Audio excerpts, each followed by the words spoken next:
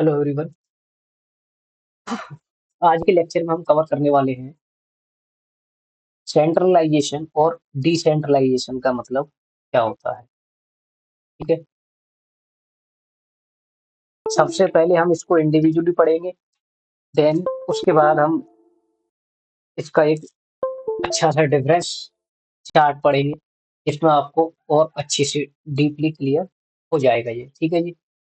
अगर हम simple word में जानने की कोशिश करें कि सेंट्रलाइजेशन और डिसेंट्रलाइजेशन क्या होता है, तो इस डायग्राम से, इस चित्र से ही आपको देखने मात्र से ही पता चल रहा होगा कि सेंट्रलाइजेशन का मतलब क्या होता है। कि एक सेंटर में लीडर बैठा हुआ होता है ना। ये लीडर ही सबको चला रहा होता है। ठीक है, यही सबको ऑर्डर देगा और वो ऑर्डर सब लोगों को फॉलो करने होते हैं। कहीं ना कहीं इसको हम जो फॉर्मलाइजेशन भी बोलते हैं, है ना, फॉर्मल स्ट्रक्चर भी बोल सकते हो आप इसको, कि जो रूल्स और रेगुलेशंस है उनको फॉलो करके कोई भी वर्क जो है वो करना। वहीं अगर हम डिसेंट्रलाइजेशन की बात करें, तो डिसेंट्रलाइजेशन का मतलब होता है कि सबको अलग अलग पावर दे दी जाती है ना। डिसेंट्रलाइजेशन यानी कि इसको हम इनफॉर्मल भी बोल सकते हैं। सबको अलग अलग पावर दे दी जाती है, जैसे कि नेशनल गवर्नमेंट के पास कुछ पावर होती है, कुछ स्टेट को दे दी जाती है और कुछ लोकल गवर्नमेंट को दे दी जाती है ना। यानी सबके पास अपनी अपनी कैपेबिलिटी के हिसाब से पावर इनको दे दी जाती है और उस हिसाब से ये वर्क करते रहते हैं। वो हमारा डिसेंट्रलाइजेशन होता है। ठीक है जी। अब अगर हम बात करें सेंट्रलाइजेशन की, तो सेंट्रलाइजेशन का मतलब होता है कि एक ऐसा प्रोसेस जिसमें ऐसी एक्टिविटी शामिल होती है जो कि प्लानिंग करना, डिसीजन लेना within an organisation are the centralise specific to the, कौन के पास होती है वो पावर, वो लीडर के पास हो सकती है। और लोकेशन यानी कि एक स्पेसिफिक चीज की बात करी जाती है, स्पेसिफिक चीज की बात करी जाती है जो कि पावर उसको दे दी जाती है। वही सारी प्रक्रिया को जो कर रहा होता है उसको हम सेंट्रलाइजेशन ऑर्गेनाइजेशन बोलते हैं। The decision making power are retained in the head office and the all other location are directed from this main office. जैसे कि एक हमने फॉर्मल ऑफिस खोल दिया, अब जो ये हेड ऑफिस बोलेंगे इसको, है ना। अब जो इसके अंडर जो वर्क कर रहे होंगे ऑफिस, उनको हम सब ऑफिस बोल सकते हैं ना। जो सारे रूल्स रेगुलेशंस फॉलो करके चलेगा किसके, हेड ऑफिस के। तो कहीं ना कहीं हम कहें नॉर्मल लैंग्वेज में, तो ये मेन ब्रांच बना दी जाती है ना। एक मेन ब्रांच बना दी जाती है जो कि सारी चीजों को डायरेक्शन दे रही होती है। ठीक है, इसको हम टॉप डाउन मैनर भी बोलते हैं। टॉप डाउन का मतलब क्या, टॉप में कौन बैठा, हेड ऑफिस, और उसके सारे डायरेक्शन, उसके सारे ऑर्डर्स को कौन फॉलो करके चलेगा, जो लोअर लेवल पे बैठा हुआ है।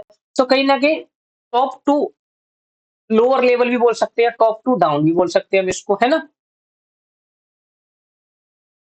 वहीं इसके एडवांटेज की अगर हम बात करते हैं, तो इसके एडवांटेज पे देखो, सबसे पहला होता है clear chain of command. Clear chain of command का मतलब क्या होता है कि जैसे कि कोई भी आपको अगर कोई ऑर्डर दे रहा है, तो आपको पता है कि मुझे जो ऑर्डर मिलेगा वो इस बंदे से मिलेगा, है ना। इस स्पेसिफिक बंदे से मुझे ऑर्डर मिलेगा। तो कहीं ना कहीं चेन ऑफ कमांड यानी कि मुझे जो ऑर्डर प्राप्त होगा वो एक ही बंदे से होगा, है ना। ये इसका फायदा होता है, चार लोग मुझे कहने वाले नहीं है ना। वहीं फोकस विजन, कि जब एक ही जगह से सारी चीजों को कंट्रोल करके चला जा रहा है, तो कहीं ना कहीं मेरे माइंड में वो विजन, वो फोकस कि कैसे मुझे वो काम करना है ना, वो फोकस मेरे माइंड में रहेगा, मैं डाइवर्ट नहीं होऊंगा। वहीं रिड्यूस कॉस्ट, भाई जब एक बंदा सारी चीजों को कंट्रोल करके चल रहा है, तो कहीं ना कहीं उसकी कॉस्ट क्या हो जाती है, कम हो जाती है। वहीं अगर चार बंदे उसको करेंगे, तो उसमें कॉस्ट ज्यादा लगती है। वहीं क्विक इम्प्लीमेंटेशन, क्विक इम्प्लीमेंटेशन का मतलब क्या हो गया कि जो भी डिसीजन मेकिंग पावर है ना, जो भी डिसीजन मेकिंग पावर है वो किसके पास है, वो हेड ऑफिस में है, या फिर हम बात करें एचओडी के पास है। तो जल्दी से वो डिसीजन ले सकता है, क्यों, क्योंकि उसको अपने बेस पे डिसीजन लेने हैं, है ना। उसको किसी से जो एडवाइस नहीं लेनी है। अगर कहीं ना कहीं हम बात करें एडवाइस की, तो एडवाइस अगर लेने की बात होती ना, तो एडवाइस में जो डिसीजन मेकिंग प्रोसेस है वो स्लो हो जाता, है ना? वहीं इम्प्रूव क्वालिटी ऑफ वर्क, कि भई जब मेरी ही देख-रेख में सारी चीज़ें चल रही है, तो कहीं न कहीं क्वालिटी ऑफ वर्क निकल के आएगा। वहीं अगर मैं सब लोगों को अलग-अलग वो दे दूँ ना, छूट दे दूँ, है ना? कि आप अपने हिसाब से कोई भी काम कर सकते हैं, तो क्वालिटी ऑफ वर्क जो है ना, वो लो हो जाएगा उससे, यानी इम्प्रूवमेंट इतनी नहीं आएगी। क्योंकि भई सब लोग अपनी मनमर्जी से वहाँ पे काम कर रहे होते हैं, ठीक है? अब डिसएडवांटेज की बात करें हम इसके सेंट्रलाइज़ेशन की, तो ब्यूरोक्रेटिक लीडरशिप होती है यहाँ पे। ब्यूरोक्रेटिक का मतलब क्या हो गया कि भई फॉर्मलाइज़ेशन है। यहाँ पर बहुत सारे रूल्स और रेगुलेशंस को फॉलो करके हमें चलना होता है। तो ब्यूरोक्रेटी का मतलब होता है रूल्स और रेगुलेशंस के हिसाब से चल रही है सारी प्रक्रिया, है ना? रूल्स रेगुलेशंस के हिसाब से चल रही है। तो भई ये इसका डिसएडवांटेज भी हो जाता है कहीं न कहीं, और लैक ऑफ एम्प्लॉयी लॉयल्टी भी हो जाती है। एम्प्लॉयी लॉयल्टी की अगर हम बात करें तो इसका मतलब होता है कि भई जब एक जगह से सारी चीज़ों को कंट्रोल करके चला जा रहा है ना, तो सब लोगों के पास क्या है, इनिशिएटिव लेने की वो नहीं रहती है ना? इनिशिएटिव लेने के लिए छूट नहीं रहती है, उनके अपने भी विचारों को शामिल नहीं किया जाता, उनके जो एडवाइस हैं, जो वो चाहते हैं, वो सारी चीज़ों को भी शामिल नहीं करा जा रहा कर्मचारियों की। तो कहीं न कहीं जो एम्प्लॉयी का, कर्मचारियों का जो हित होता है ना, या फिर बात करें हम उनके इंटरेस्ट की, तो वो कम शो करते हैं, है ना? वहीं रिमोटली कंट्रोल, ये भी इसका डिसएडवांटेज, रिमोटली कंट्रोल का मतलब क्या हो गया कि एचओडी सारी चीज़ों को कंट्रोल करके चल रहा है, तो वो रिमोटली ही तो चला रहा है, वही तो चला रहा है अपनी मनमर्जी से, और डिले भी हो जाता है इसमें वर्क में। डिले क्यों हो जाता है? भाई बहुत लंबा प्रोसेस हो जाता है, ये सारी चीज़ों को हमें कहाँ जाके रिपोर्ट करना है? एचओडी को जाके रिपोर्ट करना है, तो ये प्रोसेस में चलता है, जो भी चीज़ें प्रोसेस में चलेगी तो कहीं न कहीं वर्क डिले होगा ही होगा। अब सेकंड पॉइंट पे हम आते हैं, तो वो है हमारा डिसेंट्रलाइजेशन। डिसेंट्रलाइजेशन की अगर हम बात करें ना, तो डिसेंट्रलाइजेशन का मतलब होता है कि सब अब फ्रीडम दे देना, है ना? जो पावर है मेरे पास उसको क्या कर देना? शेयर कर देना अदर्स लोगों के पास, जैसे कि ग्रुप ऑफ पीपल्स, इंस्टेंस और डिपार्टमेंट, जहाँ पर वो अपने हिसाब से कोई भी काम को कर सकें, है ना? डिसेंट्रलाइजेशन हेल्प कहाँ करता है? जहाँ पर डिक डीकन किया जाता है किसको? सेंट्रल पावर को। अब मान लीजिए मेरे पास सबको कंट्रोल करने की पावर है। तो मैं क्या करता हूँ, कुछ पावर तो इस ए बंदे को दे देता हूँ, कुछ पावर मैं बी बंदे को दे देता हूँ, कुछ सी को कर देता हूँ। तो इसका ये क्या हुआ? ये मैंने अपनी पावर को ही तो क्या कहते हैं, डिस्ट्रीब्यूट कर दिया लोगों में, है ना? डिस्ट्रीब्यूट कर देना एक हायरार्की में वर्कलोड को और रिस्पॉन्सिबिलिटी को, कि भई जो मेरे पास वर्कलोड था, वो वर्कलोड मैंने क्या कर दिया? शिफ्ट कर दिया, है ना? वो मैंने शिफ्ट कर दिया वर्कलोड। ये होता है डिसेंट्रलाइजेशन का मतलब।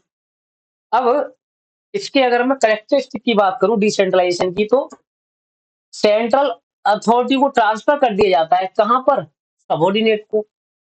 These instances have independent procedure, ये एक independent procedure which do not require the approval of central authority, के मुझे सेंट्रल लेवल से, मुझे एचओडी से किसी भी चीज की अप्रूवल लेने की, किसी भी चीज की परमिशन लेने की जरूरत नहीं है। यहाँ पर हम अपनी ही इंडिपेंडेंटली तरीके से फ्रीडम है हमारे पास सारी चीजों को करने की।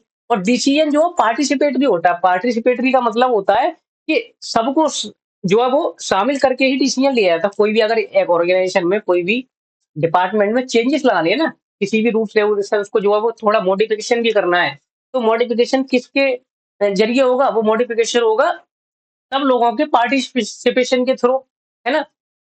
वही बात करें, सेंट्रल पावर प्रोटेक्ट करती है डिसीजंस को, but they do not depend directly on it. ये जो सेंट्रल पावर थी वो प्रोटेक्ट कर रही है डिसीजंस को, कि भाई देखो जो डिसीजन लिए जाएंगे कहीं ना कहीं वो सेंट्रलाइज डिसेंट्रलाइजेशन को देख के लिए जा रहा है, सब लोगों को देख के ना, सब लोगों के हित को शामिल करके लिए जा रहे हैं। लेकिन पावर फिर भी सेंट्रलाइजेशन के पास ही होती है मोस्ट। जो हम बात करें एचओडी तो वही है, लेकिन जो वर्क करने की पावर है ना, वो डिस्ट्रीब्यूट कर दी जाती है यहाँ पर।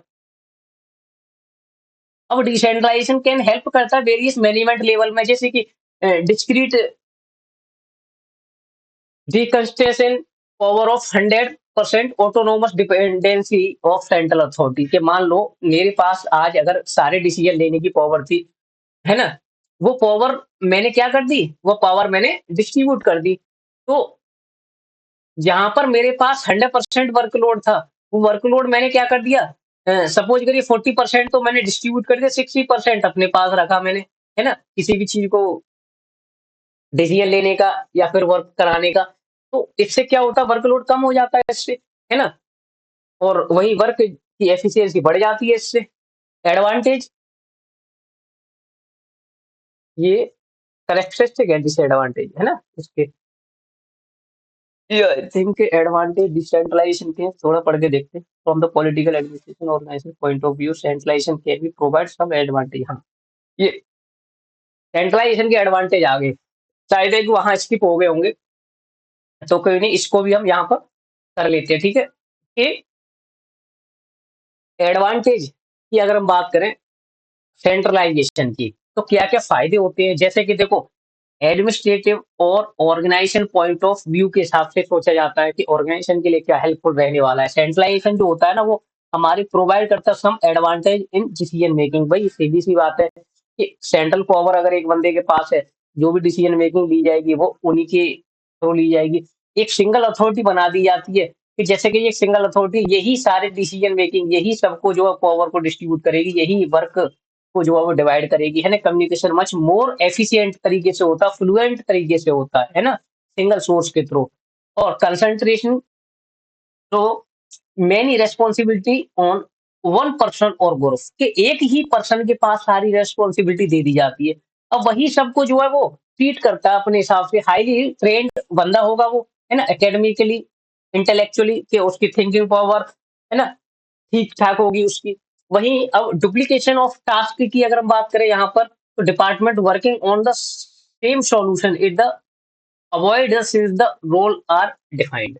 यहाँ पर रिपीटेशन ऑफ वर्क जो होता है ना, उसको भी जो है वो एलिमिनेट कर दिया जाता है। डुप्लीकेशन ऑफ टास्क को भी एलिमिनेट किया जाता है।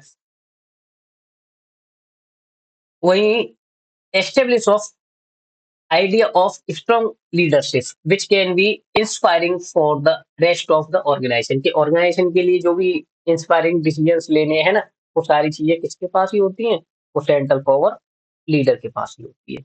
एक आता है वो अपना इसका डिफरेंस चार्ट, जहां से कि जितनी भी स्लाइड अब तक हमने कवर की, वहां तक अगर कोई भी कंफ्यूजन था तो वो यहाँ यहाँ पर आपका जो है वो दूर हो जाएगा। जैसे कि अगर हम अथॉरिटी ऑफ डिस्ट्रीब्यूशन की बात करें, तो अथॉरिटी में जो है वो डिसीजन मेकिंग पावर किसके पास होती है, सेंट्रलाइज एज द टॉप। यहाँ पर क्या बात करी थी हमने, यहाँ पर हमने बात करी थी एचओडी की, है ना? या फिर सीईओ की बात कर सकते हो आप, सीईओ, ठीक है? वहीं अगर मैं बात करूं आगे और कि डिसेंट्रलाइजेशन में पावर को क्या कर दिया जाता है, डिस्ट्रीब्यूट किया कर दिया जाता है अक्रॉस वेरियस लेवल और यूनिट के हर एक लेवल पे हम उस पावर को क्या कर देते हैं, डिस्ट्रीब्यूट कर देते हैं, यानी कि लोगों में डिवाइड कर देते हैं उसको, पावर को हम। अब डिसीजन मेकिंग की बात करें तो यहाँ पर तो डिसीजन मेकिंग किसके पास थी, सेंट्रल अथॉरिटी के पास थी। लेकिन यहाँ पर वो अपने डिसीजन जो इंडिविजुअली इंडिपेंडेंटली ले सकते हैं, लोकल अथॉरिटी खुद से डिसीजन ले सकती है ना। अब हायरार्की की बात करें, तो हायरार्की जो है स्ट्रिक्ट होती है, वर्टिकल हायरार्की होती है यहाँ पर, वर्टिकल फ्लो होता है हायरार्की का। और भाई स्ट्रिक्ट क्यों है यहाँ पर, क्योंकि सेंट्रलाइजेशन पावर तो सीईओ के एचओडी के पास है, तो सारे डिसीजन मेकिंग पावर तो भाई उसी के पास है, तो कहीं ना कहीं एक भाई स्ट्रिक्ट तरीके से उसको जो है वो अप्लाई किया जाता है ना। और वर्टिकल का मतलब क्या होता है, ऊपर से टॉप टू डाउन, है ना, या डाउन टू टॉप कैसे भी कर सकते हैं आप।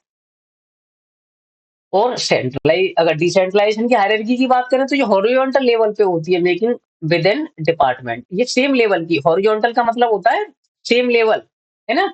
और वर्टिकल का मतलब होता है टॉप टू डाउन या डाउन टू टॉप, यानी नीचे से ऊपर या ऊपर से नीचे की ओर। ऑथराइजेशन की अगर हम बात करें, ऑथराइजेशन की, तो require approval from the central. देखो हमने अभी जो पिछले प्रीवियस स्लाइड जो हमने पढ़ी थी, वहां पर लिखा भी हुआ था कि जो भी अप्रूवल हमें लेना है सेंट्रलाइजेशन, वो किससे लेना पड़ेगा हमें, वो अथॉरिटी, यानी कि जो टॉप लेवल पे जो बंदा सारी चीजों को मैनेज करके चल रहा है ना, उसी से डिसीजन मेकिंग पावर उसी के पास होती है, तो अप्रूवल हमें वहां से लेना होता है। लेकिन यहाँ पर जो डिपेंड होता है वो किसके, लेवल ऑफ डिसेंट्रलाइजेशन के ऊपर डिपेंड होता है ये, है ना? कि जितनी जितनी पावर डिस्ट्रीब्यूट कर रखी है जिस बंदे को, उस हिसाब से वो अपने डिसीजंस को ले सकता है और वर्क वर्क को जो है वो कर सकता है। ब्यूरोक्रेटी का मतलब होता है जो रूल्स रेगुलेशंस की हमने बात करी तो यहाँ पर कॉम्प्लेक्स होते हैं, लेंथी होते हैं, है ना? ब्यूरोक्रेटिक पावर होती है यहाँ पर। क्यों लेंथी होंगे? क्योंकि भाई देखो जो डिसीजन मेकिंग होती है यहाँ पर या जो हम बात करें रूल्स की तो वो बहुत ज़्यादा ही रिस्ट्रिक्ट होते हैं या फिर हम बात करें ना बहुत ज़्यादा ही फॉर्मलाइज़ेशन तरीके से चला जाता है यहाँ पर। और अगर हम बात करें यहाँ पर डिसेंट्रलाइज़ेशन में तो यहाँ पे ब्यूरोक्रेसी को हटा दिया जाता है और फास्टर डिसीजन मेकिंग पावर होती है। भई एक बात बताओ कि यहाँ पर एक बंदे के पास पावर थी, यहाँ पर ऐसे एक बंदे के पास पावर थी, तो ये बंदा जो है वो डिसीजन मेकिंग प्रोसेस स्लो होगा क्यों? क्योंकि ये जो डिसीजन लेगा वो सारे काम जो हो रहे हैं इसके अंडर कहीं न कहीं वो सारे काम हो जाएँगे, तो उनके थ्रू ये डिसीजन मेकिंग लेगा। लेकिन यहाँ पर हमने ब्यूरोक्रेसी को हटा दिया है, तो डिसीजन मेकिंग पावर तो इन 4 लोगों को अगर हमने काम सौंप रखा है, तो ये चारों लोगों के पास डिसीजन मेकिंग पावर अपनी-अपनी दे रखी है हमने। तो कहीं न कहीं ये अपने इंडिपेंडेंटली तरीके से डिसीजन ले सकते हैं। जब डिसीजन इंडिपेंडेंटली तरीके से ले सकते हैं वो, तो कहीं न कहीं डिसीजन मेकिंग पावर हमारी क्या होगी? फास्टर होगी। फेलियर की बात करें हम यहाँ पर तो failure of central authority can collapse the entire structure और यहाँ पर local fair not necessary to affect the entire system. देखो इसका सिंपल सा मीनिंग क्या हुआ कि मान लीजिए सेंट्रलाइजेशन की लेके हम चल रहे हैं ना, यहाँ पर आते हैं, एक स्लाइड क्रिएट करते हैं, यहाँ पर देखो, यहाँ पर आते हैं, है ना? देखो, अगर मैं बात करूँ सेंट्रलाइजेशन की, है ना? सेंट्रलाइजेशन और यहाँ पर लिखते हैं डिसेंट्रलाइजेशन, डिसेंट्रलाइजेशन, ठीक है? अब जब सेंट्रलाइजेशन में क्या था? पावर किसके पास थी? एचओडी के पास पावर है मान लो, है ना? अब यहाँ पर अगर कोई भी डिसीजन मेकिंग के थ्रू फेलियर हो जाता है ना? और डिसीजन मेकिंग पावर इसके पास थी, डिसीजन मेकिंग की पावर जो किसके पास थी? एचओडी के पास थी। तो यहाँ पर अगर कोई भी फेलियर होगा, कोई भी वर्क अगर गलत हो गया, खराब हो गया, तो भई पूरी एंटायर ऑर्गेनाइजेशन पे इफेक्ट पड़ेगा इस चीज़ का। क्यों? क्योंकि एचओडी डिसीजन ले रहा है और एचओडी डिसीजन कब लेगा? जब सारे वर्क जो वो हो जाएँगे, है ना? और सभी चीज़ों को यही कंट्रोल करके चल रहा है। तो जहाँ पर सेंट्रलाइजेशन में डिसीजन मेकिंग पावर से, है ना? पूरी ही एंटायर ऑर्गेनाइजेशन कोलैप्स हो जाती है, यानी कि क्या हो जाता है? तबाह हो जाती है। वहीं अगर हम बात करें किसकी? डिसेंट्रलाइजेशन की, तो यहाँ पर तो मैंने सपोज़ करिए 4 बंदों को कोई वर्क डिसाइड कर रखा था, डिवाइड कर रखा था मैंने, है ना? और यहाँ पर मैंने उनकी कैपेबिलिटी के हिसाब से उन लोगों को वर्क दे रखा था। जैसे एक ए बंदा था, बी बंदा था, सी बंदा था और डी बंदा था। तो हम डिसेंट्रलाइजेशन में ये भी तो बात करी थी हमने कि जो डिसीजन मेकिंग की पावर थी, तो वो हमने डिसीजन मेकिंग की पावर किसको दे रखी थी? इन सब लोगों को दे रखी थी हमने। तो अगर कोई भी चीज़ खराब हो जाती है, गलत हो जाती है, कोई भी एक्टिविटी वर्क में अगर कोई भी डेफिशिएंसी आ जाती है, तो यहाँ पर पूरी ऑर्गेनाइजेशन पे इफेक्ट नहीं पड़ता। यहाँ पर इंडिविजुअली अगर ए बंदे की कोई भी वर्क की एक्टिविटी पे अगर कोई खराब हुई है, तो वहाँ पर पूरी एंटायर ऑर्गेनाइजेशन कोलैप्स नहीं होगी। वहाँ पर ए बंदे का ही जो वो जितना पोर्शन हमने इसको डिवाइड कर रखा था, उतने ही पोर्शन पे फ़र्क पड़ेगा, ठीक है? उसके बाद अगर हम बात करें जैसे कि कुछ पॉइंट और है इसमें कि फ्लेक्सिबिलिटी यहाँ नहीं होती भई। फ्लेक्सिबिलिटी का मतलब होता है फ्रीडम दे देना। तो फ्रीडम तो कहाँ पर होगी? जहाँ पर डिसेंट्रलाइजेशन की बात करेंगे हम, है ना? और टेलर्ड टेलर्ड का मतलब होता है एक तरीके से छूट दे देना उनको, है ना? यानी कि अपने तरीके से उन चीज़ों को चलाना। और स्पीड की डिसीजन मेकिंग की भी हमने यहाँ बात करी थी, ये स्लो होती है due to layer of approval. Layer का मतलब क्या हो गया? जैसे कि मान लो एक टॉप बंदा है ना?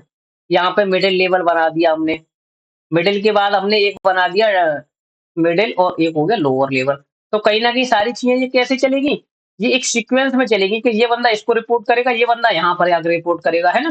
तो ड्यू टू लेयर यानी कि ये लेयर बना दी जाती है तो इससे जो डिसीजन मेकिंग की स्पीड होती है ना वो स्लो हो जाती है और यहाँ पर फास्टर होती है क्यों? क्योंकि हमने अभी प्रीवियस स्लाइड में बात करी थी ना तो वहाँ पर सब लोगों को हमने उनकी कैपेबिलिटी के हिसाब से फ्रीडम दे रखी है अप्रूवल लेने की या फिर ऑपरेशन करने की, ऑपरेशन मतलब ऑपरेशनल एक्टिविटी को करने की हमने, है ना? तो डिसीजन मेकिंग पावर वहाँ पर फास्टर रहती है। आई होप सेंट्रलाइज़ेशन और डिसेंट्रलाइज़ेशन के आपको अच्छे से समझ आए होंगे। डीपली मैंने इनको समझाने की कोशिश आपको करी है। इसके अगर मैं हिंदी में बात करूँ तो देखो जो है सेंट्रलाइज़ेशन का मतलब होता है केंद्रीकरण, ठीक है? केंद्रीयकरण, ठीक है? और इसका मतलब होता है विकेंद्रीकरण, विकेंद्रीकरण, ठीक है?